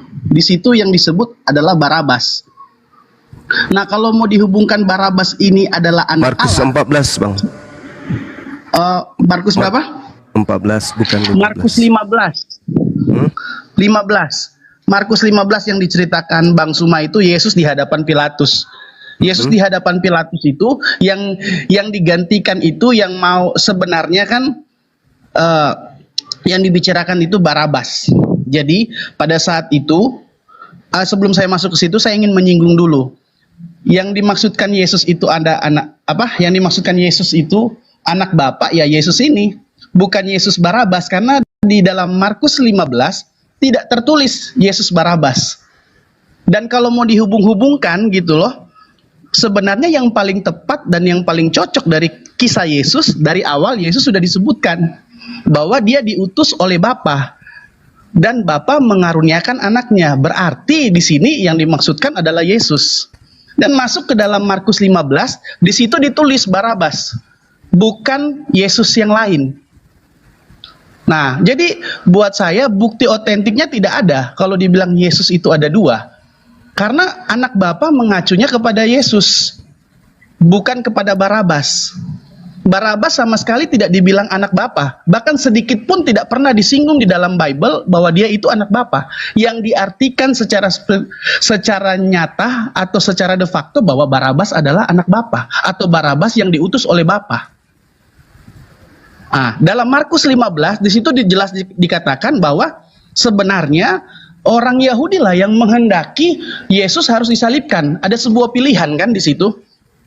Nah, telah menjadi kebiasaan dalam Markus 15 ayat yang ke-6, telah menjadi kebiasaan untuk membebaskan satu orang hukuman pada tiap-tiap hari raya. Jadi pada saat itu sudah mau menjelang hari raya, memang kebiasaannya dari bangsa Roma untuk membebaskan satu orang. Sebenarnya Pilatus, dia heran kepada Yesus. Yesus sebenarnya boleh saja untuk berbicara, dan Pilatus tahu bahwa sama sekali Yesus ini tidak bersalah, tapi Yesus tidak mau berbicara. Dalam ayat yang ke-6, telah menjadi kebiasaan untuk membebaskan satu orang hukuman pada tiap-tiap hari raya itu menurut permintaan orang banyak. Dan pada waktu itu adalah seorang yang bernama Barabas. Di situ jelas dikatakan Barabas sedang dipenjarakan bersama beberapa orang pemberontak lainnya. Mereka telah melakukan pembunuhan dan pemberontakan. Maka datanglah orang banyak dan meminta supaya sekarang kebiasaan itu diikuti juga. Maksudnya kebiasaan untuk membebaskan satu orang tahanan pada saat hari raya. Pilatus menjawab mereka dan bertanya, apakah kamu menghendaki supaya kubebaskan raja orang Yahudi ini? Maksudnya Yesus. Pilatus bertanya kepada orang Yahudi, apakah mau dibebaskan nih Yesus? Ia memang mengetahui bahwa imam-imam kepala telah menyerahkan Yesus karena dengan dengki. Jadi Pilatus sudah tahu sebelumnya bahwa imam-imam kepala orang Yahudi ini memang udah nggak suka sama Yesus karena dengki, cemburu. Tetapi imam-imam kepala menghasut orang banyak untuk meminta supaya Barabaslah yang dibebaskannya bagi mereka. Jadi imam-imam Yahudi menghasut orang-orang pada saat itu banyak supaya Yesus yang disalibkan, bukan Barabas. Dan Barabas ini bukan Yesus sebenarnya. Pilatus sekali lagi menjawab dan bertanya kepada mereka, jika begitu, apakah yang harus kuperbuat dengan orang yang kamu sebut raja orang Yahudi itu? Maka mereka berteriak sekali lagi, katanya, salibkanlah dia. Lalu Pilatus berkata kepada mereka, tetapi kejahatan apakah yang telah dilakukannya? Pilatus bertanya kepada orang Yahudi, kepada imam kepala, apa yang Yesus buat? Tidak ada satupun kesalahan sebenarnya. Pilatus tahu. Namun mereka makin keras berteriak, salibkanlah dia. Dan oleh karena Pilatus ingin memuaskan hati orang banyak itu, maksudnya orang Yahudi itu, ia membebaskan Barabas bagi mereka. Tetapi Yesus disesanya lalu diserahkannya untuk disalibkan. Jadi jelas sekali yang dimaksudkan dengan anak bapa itu Yesus. Karena merujuk kepada cerita-cerita sebelumnya yang ada di Bible, anak bapa yang mengutus anaknya, itu Yesus. Tidak pernah di dalam Bible menyinggung Barabas. Jadi buat saya bukti itu tidak otentik kalau dibilang bahwa Barabas itu adalah Yesus yang lain. Tidak ada contoh. Karena Markus 15 jelas sekali menuliskan bahwa itu Barabas bukan Yesus. Kalau dibilang Yesus yang lain, di mana sebutan kata anak bapa? Gitu, buat Barabas. Sedangkan kalau kita tahu Yesus ini memang dari sebelumnya sudah disebutkan bahwa dia itu diutus oleh Bapa. Anak Bapa. Dia adalah anak Maria. Kenapa saya bilang anak Maria? Karena Maria yang mengandung dia. Tapi ketika Yesus disamakan, Barabas disamakan dengan Yesus, jauh sekali. Tidak ada bukti-bukti secara otentik, sampai sekarang pun tidak ada bukti secara otentik bahwa ada Yesus yang lain. Kalau mau mengacu dalam Markus 15.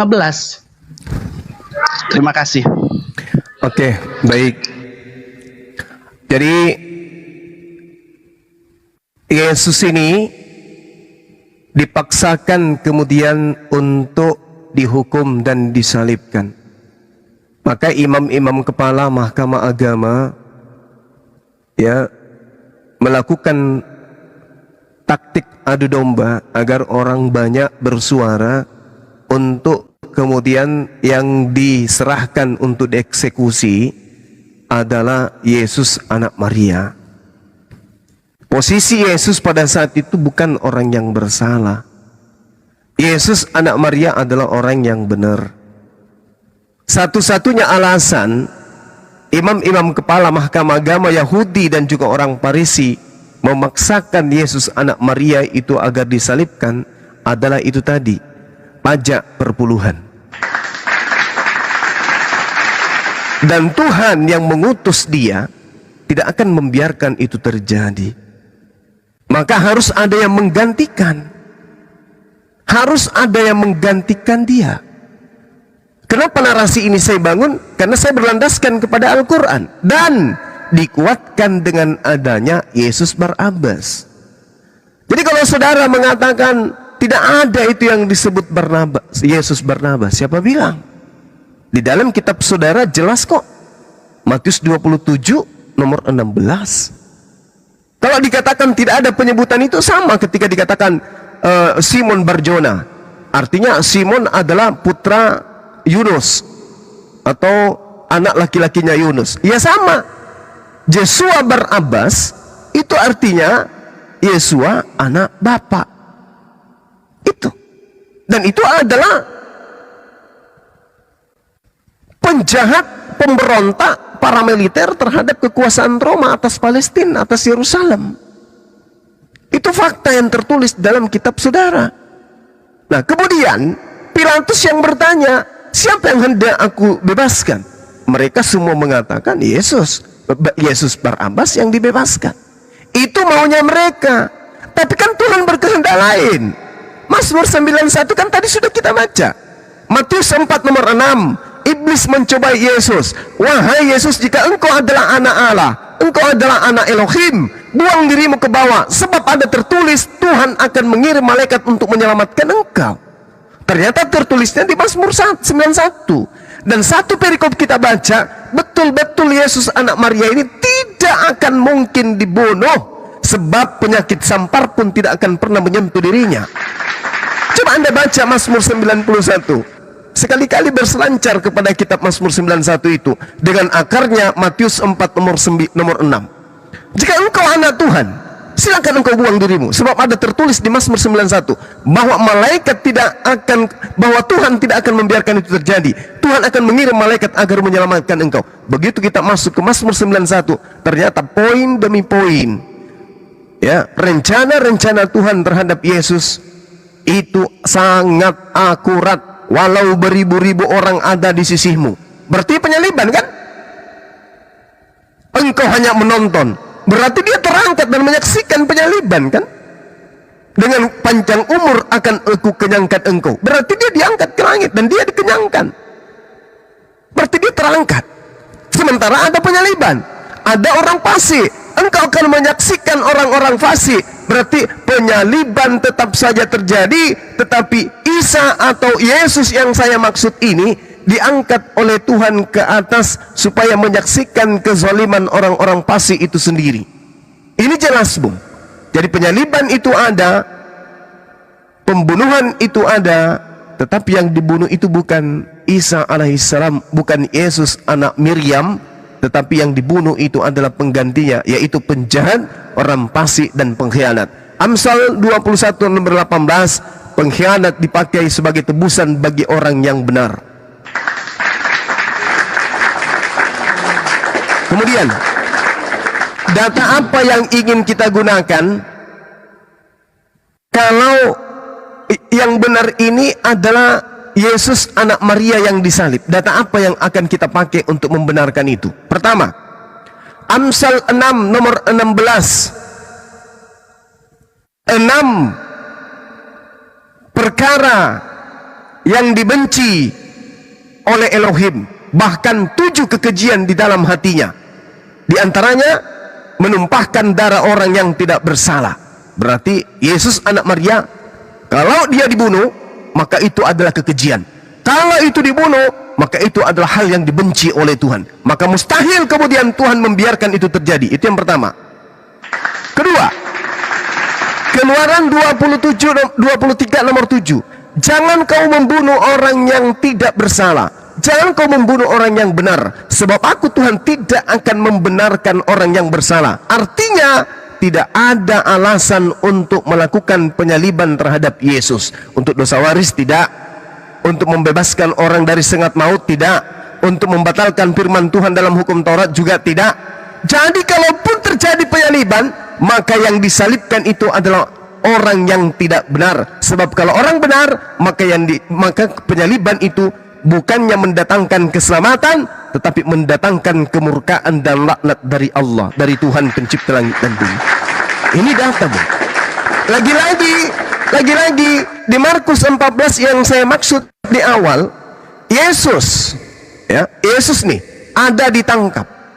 Murid-muridnya semua melarikan diri, tetapi muncul anak muda menggunakan kain lenan, meloloskan diri, lari dari penangkapan. Itu tertulis di Markus 14 nomor 51-52. Sedangkan murid sudah lari lebih dulu.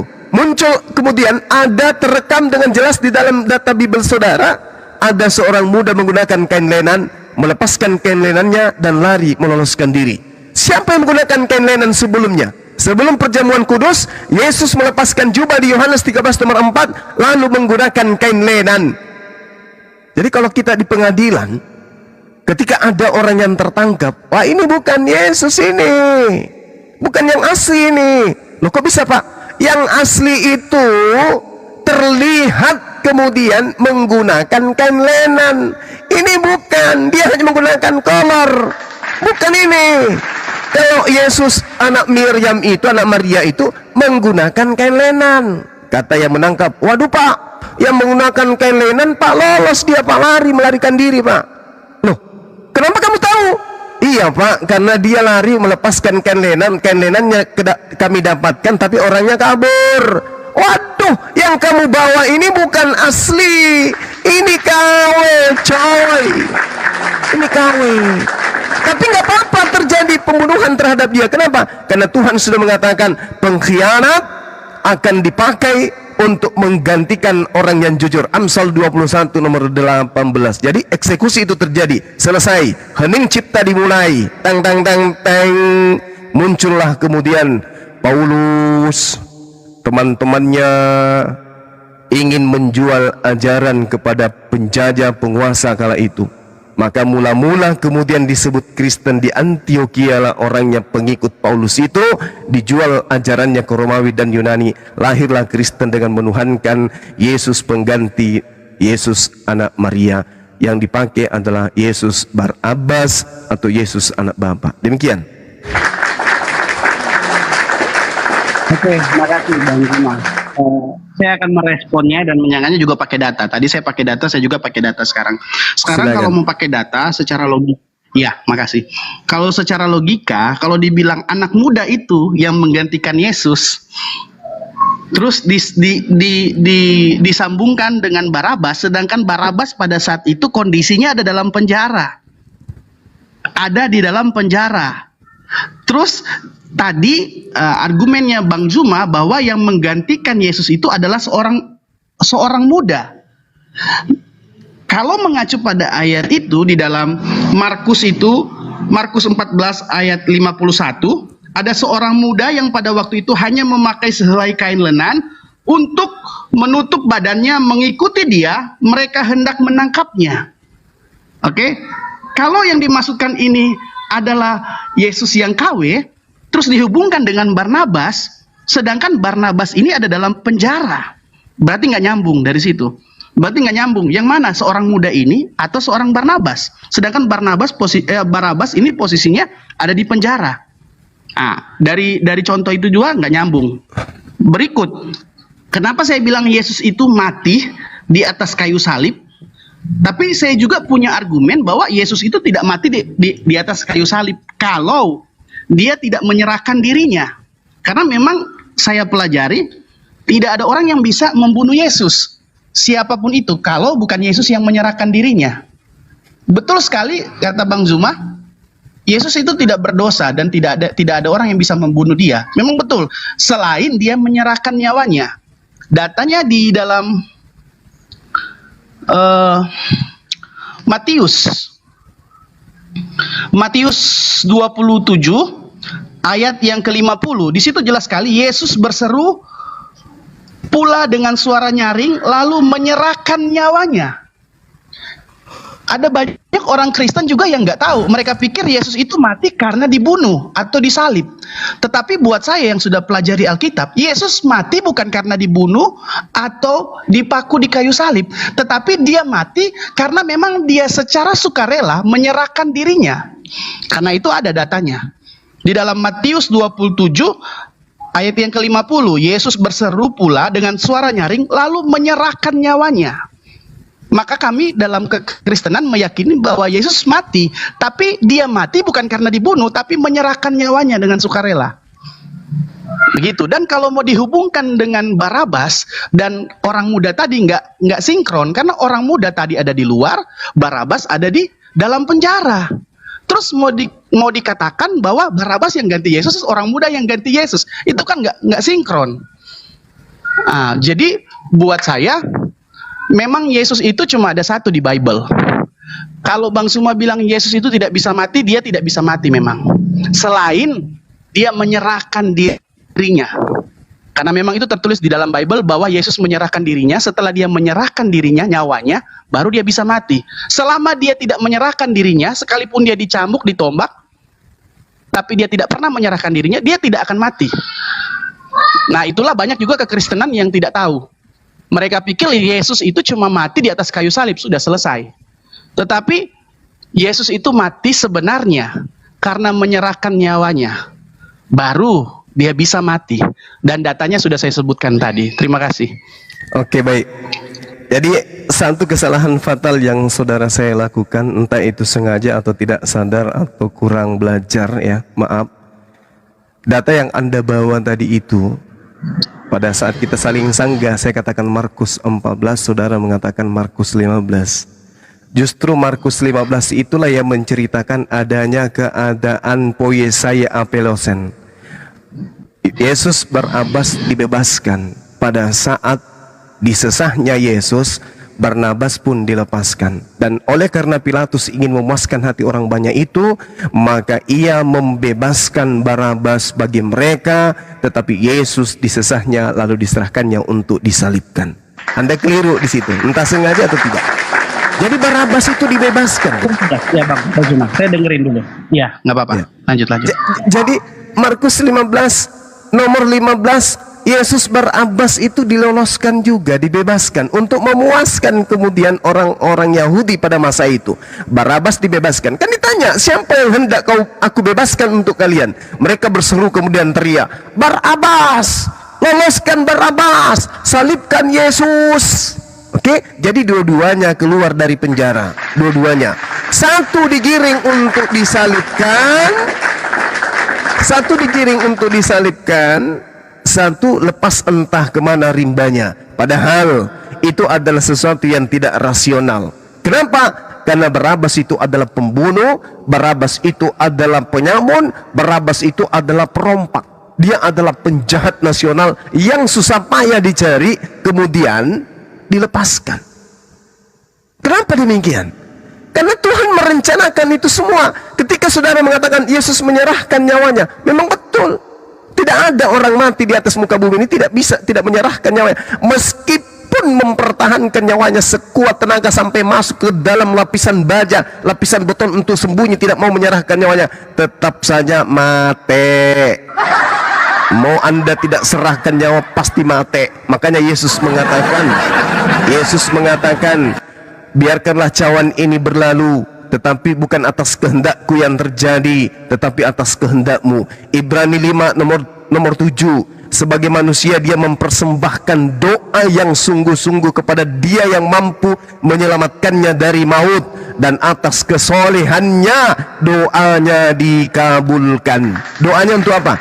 Salibkanlah aku. Oh tidak, selamatkanlah aku. Doanya dikabulkan, berarti dia tidak disalibkan. Itu satu. Yang kedua, Bung, ketika berbicara anak muda, ingat Markus 14 sudah ada Yesus yang ditangkap. Murid-muridnya di data 51 semuanya lari tunggang langgang meninggalkan Yesus. Murid diceritakan semuanya, tak ada terkecuali di sana, semua. Tapi apa yang terjadi? Muncul kemudian anak muda menggunakan kain lenan. Di belakang oknum yang namanya Yesus yang sudah ditangkap. Kan ada dua Yesus tuh. Yesus sudah ditangkap, tapi muncul kemudian orang yang menggunakan kain lenan di belakangnya. Oh, itu murid Bang Suma.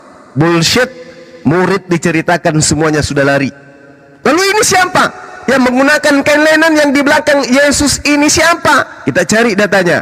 Yohanes 13 nomor 4, yang menggunakan kain lenan Yesus anak Maria. Jelas sekali kok, datanya lengkap. Tapi Yesus yang ditangkap, memang Yesus sama dengan Isa alaihissalam. Isa alaihissalam diangkat ke langit, yang ada ditangkap juga Isa. Tapi itu KW, orang yang diserupakan Isa juga, tapi KW-nya, penggantinya. Amsal 21:18, pengkhianat dipakai sebagai orang fasik, dipakai sebagai ganti pengkhianat sebagai ganti, orang jujur, orang benar diselamatkan. Yesus orang benar, Yesus orang jujur, ya diselamatkan. Yesus tidak boleh dibunuh. Yesus itu kalau dibunuh merupakan kekejian dan hal yang dibenci oleh Tuhan. Maka mau tidak mau, dia harus diselamatkan. Lagi pula, yang ketiga, lagi pula. Sekali lagi saya katakan, coba saudara saya ini buka Matius 4 nomor 6. Yesus ditenteng oleh iblis, tak naik ke atas bumbungan bait suci. Oke, ditenteng sama iblis naik ke bimbingan bait suci. Langsung iblisnya mengatakan begini, "Hai Yesus, ya, jika kau Mesias, jika kau anak Elohim, buang dirimu ke bawah." Ada apa? Karena ada tertulis tentang anak Elohim. Apa itu? Kalau kau anak Elohim, kamu tidak usah takut. Kakimu tidak akan sampai ke bawah. Loh, kok bisa? Yes, karena ada tertulis tentang engkau. Bahwa Tuhan pencipta langit dan bumi akan mengirim malaikat untuk menyelamatkan. Agar kakimu tidak sampai ke bawah. Tidak sampai ke dasar. Masa sih? Iya. Tapi Yesus mengatakan, jangan kau cobai tulisan itu. Jangan kau cobai Tuhanmu. Nah, sebab ada tertulis tidak boleh mencobai Tuhan. Ternyata setelah kita selidik punya selidik, Mazmur 91 betul. Yesus diselamatkan, Yesus hanya menonton penyaliban, Yesus panjang umur diangkat ke langit, dia dikenyangkan dan seterusnya. Ini kurang apa lagi datanya, Bung? Penyaliban silakan, memang ada penyaliban, Al-Quran juga mengatakan. Pembunuhan, memang ada pembunuhan, Al-Quran juga mengatakan. Tapi sangat disayangkan, yang dibunuh itu bukan Yosua Hamasia, bukan Yesus anak Maria, tetapi yang dibunuh itu adalah penggantinya. Entah itu Yesus Barabas, entah itu Yudas, entah itu Markus, entah itu Paulus. Yang jelas Yesus melenggang terangkat sampai ke langit. Yang menggantikannya adalah orang yang diserupakan dengan dirinya. Gitu, Bang. Lanjut. Oke, makasih Bang Suma. Mungkin ketika Bang Suma membahas soal Markus tadi dan soal Barabas, mungkin ada sedikit kekeliruan atau mungkin Bang Suma belum sedikit membaca. Kalau dibilang Barabas sudah dibebaskan. Dalam Markus 15 ayat yang ke-7, saya pakai data juga untuk menjawabnya. Pada waktu itu adalah seorang yang bernama Barabas sedang dipenjarakan bersama beberapa orang pemberontak lainnya. Mereka telah melakukan pembunuhan dalam pemberontakan mereka. Jadi pada saat itu sekalipun Yesus sudah ditangkap, di situ jelas tertulis pada waktu itu Barabas sedang dipenjarakan. Jadi Barabas tidak langsung dibebaskan, sedang dipenjarakan. Artinya Barabas itu ada dalam penjara. Nanti di dalam ayat ke-15, setelah bernegosiasi Pilatus dengan imam-imam Yahudi, baru dalam ayat ke-15, dan oleh karena Pilatus ingin memuaskan hati orang banyak itu, ia membebaskan Barabas. Jadi jelas sekali kekeliruannya di sini. Karena apa? Barabas pada saat itu belum dibebaskan ketika Yesus ditangkap. Jadi nanti Barabas dibebaskan pada ayat yang ke-15. Sedangkan Yesus sudah ditangkap dalam Markus 14.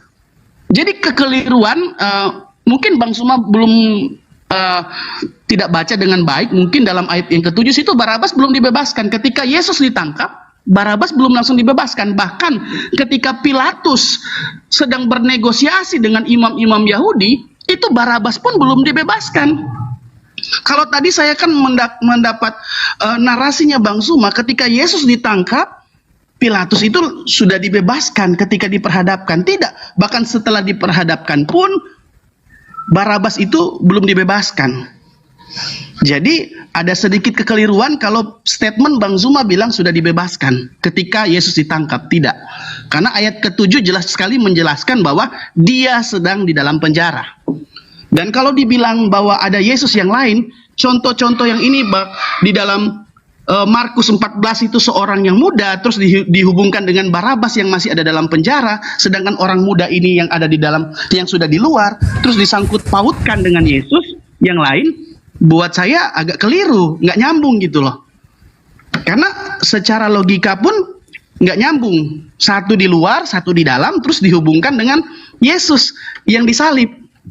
Nah itu, dan saya tetap menghormati kalau memang Bang Zuma mengambil contoh bahwa di dalam Al-Quran tertulis seperti itu, yaitu memang di Al-Quran. Apa yang tertulis di Al-Quran sudah seperti itu, ya dan amin. Saya menghormatinya. Tetapi ketika ketika dibahas cerita di dalam Al-Quran harus disamakan dengan cerita yang ada di Bible tertulis, itu jelas sekali berbeda. Dan saya sudah punya sanggahan-sanggahannya. Seperti tadi yang sudah saya jelaskan. Ya, terima kasih Bang Suma. Bang Suma, maaf. Siap. Baterai saya lowbat. Jadi kalau mati ini berarti sudah habis baterainya ya Bang Suma. Sudah 4% ini. Enggak apa-apa, sudah baik. Iya. Saya tanggapi ya. Makasih. Jadi saudara mencoba untuk menghindari Markus 15 nomor 15. Tapi sayangnya kita sama-sama belajar kan. Abangku ini belajar, saya pun belajar. Jadi di antara kita tidak boleh ada dusta. Kalau Anda mundur ke data nomor 7, saya maju bahkan ke data 34, bahkan lebih daripada itu saya sanggup. Pada saat nomor 15-nya Barnabas dilepaskan dari penjara, Yesus nanti di data 34 baru teriak, Eloi lama sabaktani. Itu nanti di data 34 Bung. Sedangkan Yesus Barnabas lolosnya di data nomor 15. Setelah diloloskan Barnabas ini dalam penjara, serdadu-serdadu membawa Yesus ke istana untuk pengadilan. Lalu memanggil seluruh pasukan berkumpul. Mereka mengenakan jubah ungu kepadanya. Lalu kemudian mereka mulai memberi hormat kepadanya. Salam hai orang Yahudi. Mereka mengolok-olok kemudian dan dinoiskan dulu. Mereka mengolok-olok kemudian Yesus. Kemudian Yesus dibawa lagi keluar untuk disalibkan. Pada waktu itu lewat seorang bernama Simon. Dia yang menggantikan kemudian sementara untuk menyeret salib Yesus. Ini belum terjadi. Dia baru disesah di sini. Nanti pada data kemudian 34 baru dia mengatakan, Eli, Eli, kenapa engkau meninggalkan aku? Ini baru disalib ini, nomor 34. Sedangkan Yesus Barnabas keluar di data nomor 15. Bung, kita sama-sama belajar, Bung. Kemana beliau? Udah melayang pergi. La haula wala quwata illa billah. Lobet. Jadi Anda belajar secara resmi di meja, di bangku sekolah, sedangkan saya hanya makan bangku. Beda kita, Bang. Saya makan bangku belajar Bible, Anda duduk di atas meja meneliti, sementara meja dan kursi Anda kumakan semuanya. Jadi ketika Anda mengatakan dia disalibkan, di nomor 7 dia dibebaskan, nanti di Markus 15 nomor 15-nya kemudian baru Barnabas ini dibebaskan. Tapi ingat Bung, Yesus belum disalib pada saat itu. Memang sulit ya. Memang sulit karena kita membawa data diri sebagai apologet Islam Indonesia, apalagi ada guru saya di sini Mahadewa. Tidak mungkin kemudian seorang apologet Islam bisa diploncoi oleh seorang pendeta yang hanya memiliki kisi-kisi untuk jemaat, bukan untuk bertarung, untuk mengadu kebenaran. Sedangkan kita ini jangankan meja, jangankan Bible, mimbar gereja aja kita makan. Kan gitu ya, apalagi kalau hanya sekedar Bible. Nah, jadi kita sudah dipersenjatai oleh Bang Handi, Bunda Rahma, Al-Ayubi, Dewa, Dinda Umidini untuk kemudian melakukan sarapan pada pagi hari, makan siang pada siang hari, makan malam pada malam hari. Makanan kita adalah biblos. Oke, saya kira begitu. Teman-teman sekalian, silakan kurungnya diambil alih. Karena di sini juga sudah menjelang maghrib. Demikian. Salam satu Tuhan. Assalamualaikum warahmatullahi wabarakatuh.